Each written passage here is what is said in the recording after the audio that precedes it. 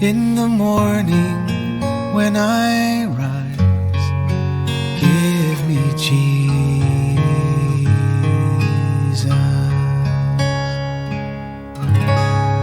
Good morning. Well, yesterday we saw that the disciples had been walking with Jesus and they were committed to him. Jesus said, they're going to take me away and I'm going to be killed. And Peter said, oh, Lord, even if I have to die with you, I'm not going to deny you. But Jesus said, Peter, the rooster's going to crow twice. And before that happens, you will have denied me 3 times. Well, we know that he did, but we'll talk about that some other time. The other disciples were just like Peter. They said, Jesus, we're with you, man. It doesn't matter what they do to us. We're going to be hanging with you through whatever happens. Well, none of them did. They scattered just like Jesus said they would, and we would have too, because flesh is weak. Oh, we've got to go spirit. We've got to see things from a spiritual standpoint. Our strength is in the joy of the Lord. Our strength is in walking in unity with him so that it's his strength, his faith, his abundant life living through us. That's real Christianity. That's what's available to us. It's not about going to heaven when you die. Oh, that's a nice side benefit, but it's about experiencing things of the kingdom in the here and now. Well, today we're in Mark 14, and we're going to see how Jesus prayed in the garden. And quite often, I hear this scripture used to justify dumbing down prayer and minimizing our authority as children of the Most High God. So let's look at this today and clear up some misunderstandings. I'm in Mark chapter 14, and I'm going to read verses 32 through 36, and they say this. They came to a place named Gethsemane, and he said to his disciples, sit here until I have prayed. And then he took with him Peter and James and John, and he began to be very distressed and troubled, because he knew what was coming.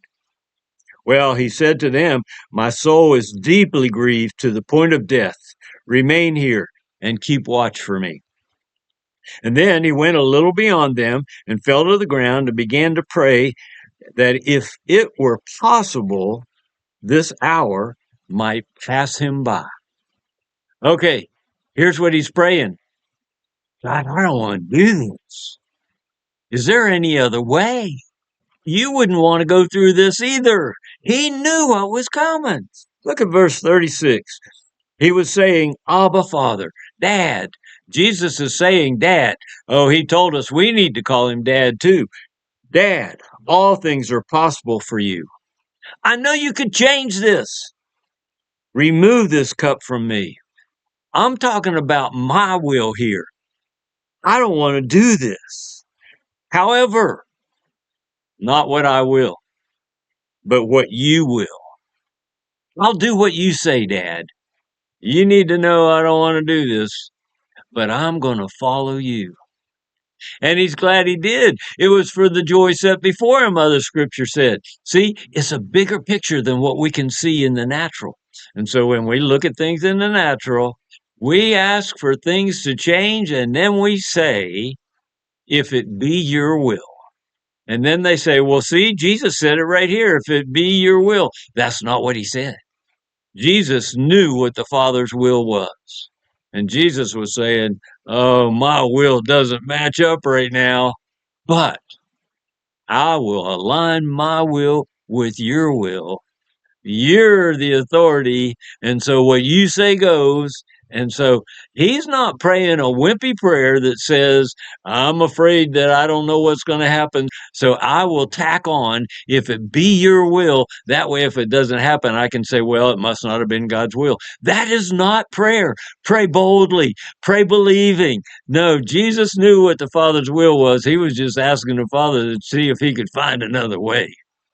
Oh, it's okay to tell the Father what you want, but the best for you is what the Father wills. And so end your prayer not with, if it be your will.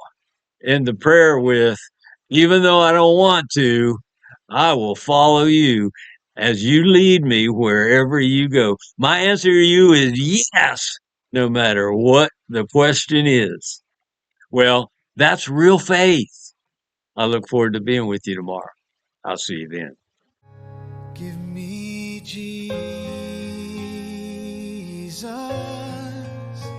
Give me Jesus. You can have all this world, but give me Jesus.